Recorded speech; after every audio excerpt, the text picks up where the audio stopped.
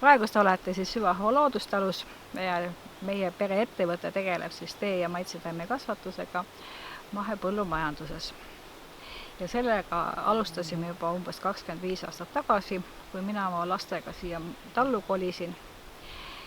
Ja oleme siis 25 aastat oma ettevõtet arendanud ja täiendanud.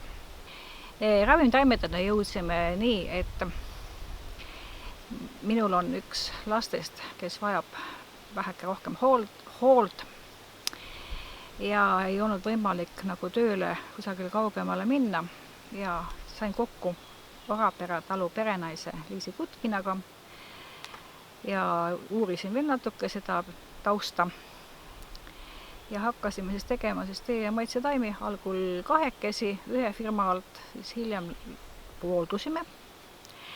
Ja praegusel momendil siis on, algul oli siis FIE ja 2008. aastal moodustasime siis osaühingu Süvahoo loodustalu. Osanikke on meil siis minu pere ja minu vend. Mina tütrega siis oleme see juhtiv pool ja ülejäänud pereliikmed siis aitavad meid jõudumööda kaasa. Kõige rohkem on meil abi tarvis suvel ja talvisel perioodil siis aitavad nad turundada meie kaupa. Meie tooteid on võimalik osta erinevatest ökopoodidest üle Eesti ja Põlvamaal on meil Coopiga hea koostöö ja lisaks on siis võimalik meie e-poest osta ja talust koha pealt suveperioodile. See roheline mõttelaad on tulnud minu ja minu pereni minu enda kodust, kus vanemad tegid võimalikult palju oma töid ja tegemisi vastavalt sellele, kuidas oli ilm. Nad väetasid põlde oma laudasõnnikuga. Kui oli tarvis mingid putukaid tõrjuda, siis oli see juba käsitsi see töö tegemine. Ja selle võtsin mina üle ja nüüd on mu perega üle võtnud, et me ei kasuta üldse mürke, me ei kasuta väljaspoolt tulnud väetisi, on oma lambad.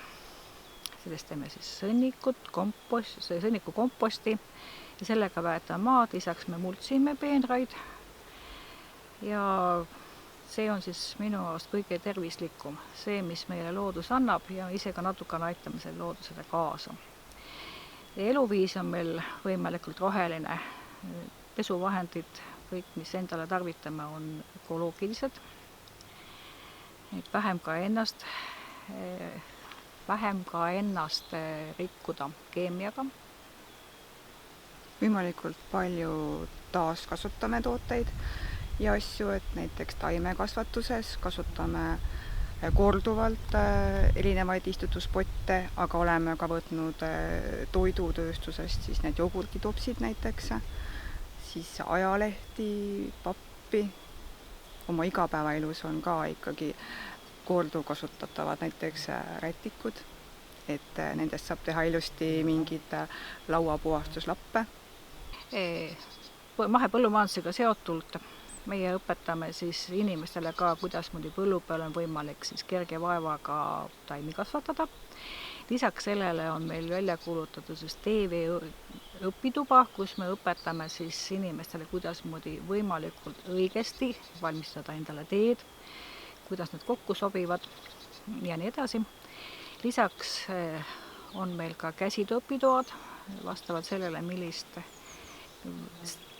traditsioonilist käsitööliiki keegi soovib õppida, et siis on võimalik selle järgi kohendada siis õpitubasid.